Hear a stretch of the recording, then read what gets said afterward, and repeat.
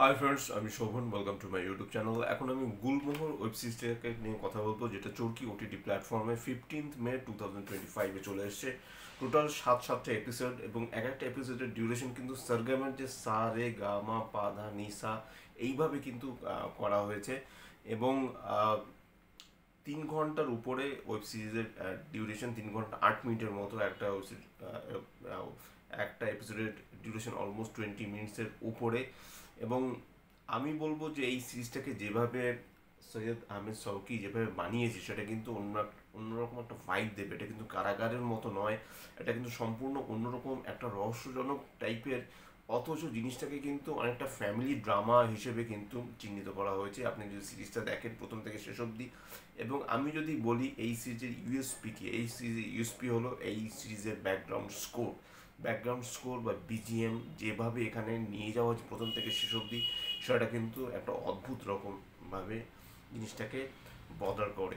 তা এবার আমি যদি বলি, জায়গাটার নাম হলো আয়নারহাটে তালুকদার পরিবার, সেই পরিবারের এক একজন এক এক রকম, এবং তাদের যে পাস্ট সেটা কিন্তু সুখকর নয়। এখানে রানা নামের যে ক্যারেক্টারটা আছে, সেই ক্যারেক্টারটা কিন্তু এমনই একটা কাণ্ড করে বসে 10 বছর আগে।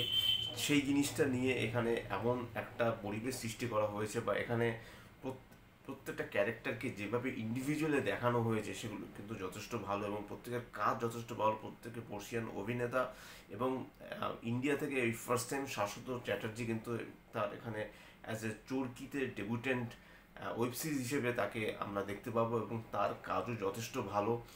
একটা সিন রয়েছে, যে সিনে তাকে কিন্তু সারেঙ্গি সে বাজাচ্ছে এবং চারিদিকে হাওয়া উঠছে, সেই সিনটা কিন্তু মারাত্মক। এবং আয়নারহাটকে ড্রোন শটসে যেভাবে দেখানো হয়েছে সেটাও বেশ ভালো। এবং এখানে সম্রাট বলে যে একটা ক্যারেক্টার আছে, সেই ক্যারেক্টারটা কিন্তু বেশ বেশ ভালো। তা এখানে ইলেকশন একটা ব্যাপার আছে, ইলেকশনে জেতার জিনিসটা রয়েছে।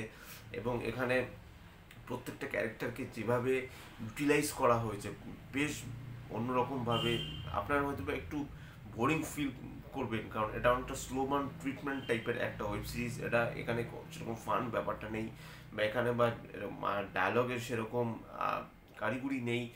এমনভাবে জিনিসটাকে সাজানো হয়েছে, সেটা কিন্তু এক কথা অসাধারণ। রুদ্রর হারিয়ে যাওয়া, বা রুদ্রর আবার সেই চলে আসা, রুদ্রর একটা ছোট্ট একটা ছেলে, সে ভালো মতো দেখতে পায় না, বা প্রত্যেকটা ক্যারেক্টার। এবং এখানে যে শাশ্বত তার যে বংশমর্যাদার এখানে একটা ব্যাপার রয়েছে, তার সেও যে সেই গুলমোর যে বাড়িটা রয়েছে, সেই বাড়িটার ভাগিদার, বা সেখানে সেই বাড়ির মূল্যায়ন কত সেটাও একজন করে দেয়।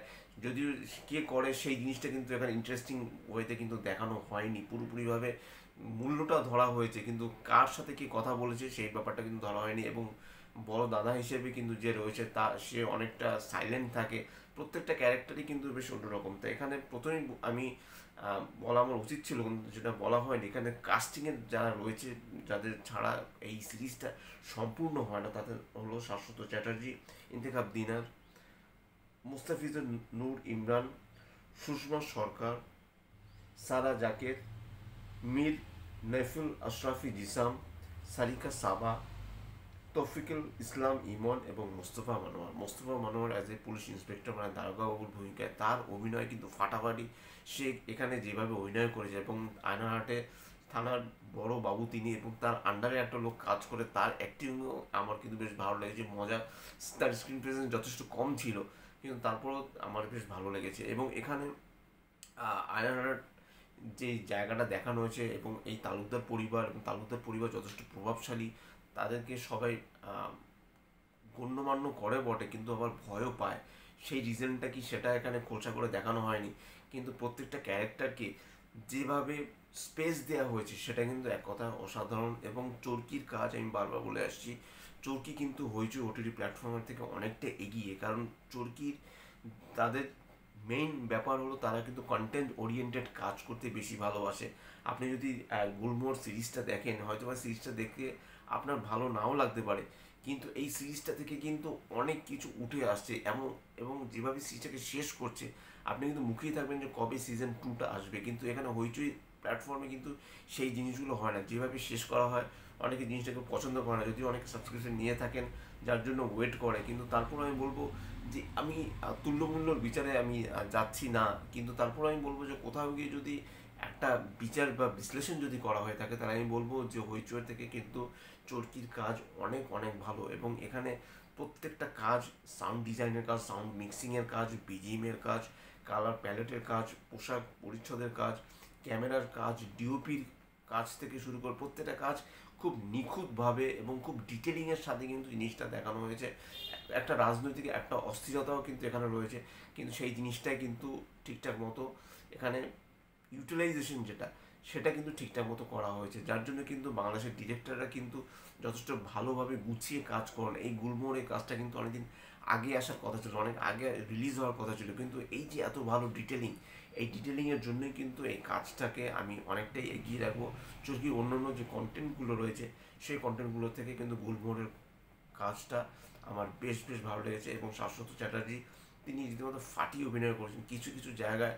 তার বলার যে মানে তার যে ডায়লগ ডেলিভারি, সেটা কিন্তু অসম্ভব ভালো। একটা জায়গায় তিনি সারাজাকারকে বলে যে 2 টাকার বাতাসা সেটা তো আমি খেয়ে নিয়েছি, তার পরিবর্তে তাকে প্রায় 20,000 টাকা দেওয়া হয়।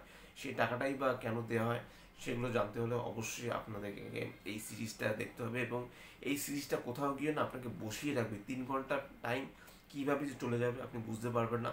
একটু স্লো বার্ন ট্রিটমেন্ট যারা দেখতে ভালোবাসেন তাদের জন্য আমি বলবো মাস্ট মাস্ট ওয়াচ একটা সিরিজ গুলমোহর। এর সিজন 2টা কবে আসবে সেই জন্য অবশ্যই আমি মুখিয়ে থাকবো। এবং সৈয়দ আহমেদ শৌকি তিনি কিন্তু আবারও কিন্তু 6 বলে ছক্কা মেরেছেন, কারণ তিনি কিন্তু সিরিজটাকে খুব ভালোভাবে ফার্স্ট থেকে লাস্ট অবধি খুব সুন্দর ওয়েতে একটা ব্যালেন্স তিনি কিন্তু মেনটেন করে গেছেন, যার জন্য কিন্তু সিরিজটা দেখতে বেশ ভালো লাগে এবং একটা অন্যরকম একটা ভাইব কিন্তু এই সিরিজ থেকে আমি পাচ্ছি। তো যাই হোক, এটাই ছিল আমার গুলমোহর ওয়েব সিরিজের রিভিউ। যদি চ্যানেলটা ভালো লাগে থাকে লাইক শেয়ার কমেন্ট এবং সাবস্ক্রাইব করতে ভুলবেন না আমার চ্যানেলকে। ইনস্টাগ্রামের লিঙ্ক, ফেসবুকের লিঙ্ক এবং ইউটিউবের লিঙ্ক আমার ডিসক্রিপশন বক্সে দিয়ে দেওয়া রয়েছে। 2 দিন দেরি হলো, কিছু করার নেই, কিন্তু তারপরও সিরিজটা কমপ্লিট না করে তো আমি রিভিউ করতে পারি না, যার জন্য রিভিউ করতে আমার 2 দিন দেরি হলো। তো আপনারা গুলমোহর সিরিজটা যারা দেখেছেন তারা আমাকে প্লিজ কমেন্ট করে জানাবেন তাদের কেমন লাগলো। আর যারা এখনও দেখেননি প্লিজ চরকি ওটিটি প্ল্যাটফর্মে যান এবং সেখানে গিয়ে আপনারা দেখে নিন Gulmohar web series. Till then still tata.